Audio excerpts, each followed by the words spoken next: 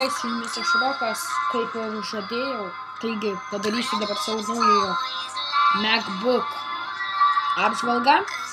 Taigi, kaip matote, dabar čia galiu aš jums parodyti jo specs, preferences, system preferences. Taigi, nope. About this Mac. Taigi jo, tu aš jums parodysiu jo visas privilegijas. Taigi va, kaip matote, viskas yra MacBook Pro 15 inčių, pagamintas 2012. Intel Core, tai yra procesorius i7, tai memory 4 GB, 1600, Nvidia GeForce GT 650 MB, man atrodo M, 512 MB, serijos numeris tai C02 J81S5F1G3. Taigi dabar galiu parodyti, tai jo, kai matote, čia yra downloads, čia yra QuickTime Player, tai aš su juo dabar filmuoju, taigi galėsiu parodyti tutorialą, kaip nufilmuoti. Čia yra App Store, čia yra nustatymai, iBooks, iTunes, FaceTime, Messages, Photos, Maps, Reminders, Notes, Calendar, Contacts, Mail, Safari, Launchpad ir Finder. Taigi dabar ką daro Launchpad? Taigi jūs ant jo paspaudžiate ir jums rodo visas programas. Taigi šitos programas galite net nesisiųsti ant savo iMac arba MacBook Pro, nesvarbu, nes jinai gali rekordinti tik tai 30 sekundžių, taigi nelabai.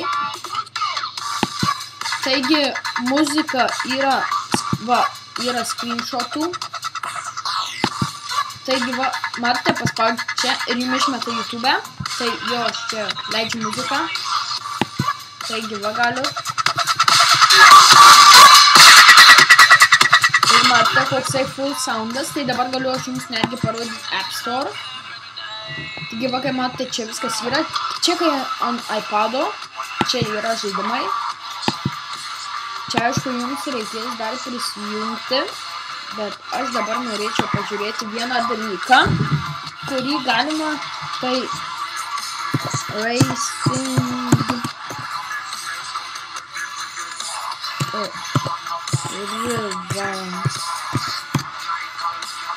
Racing Rivals,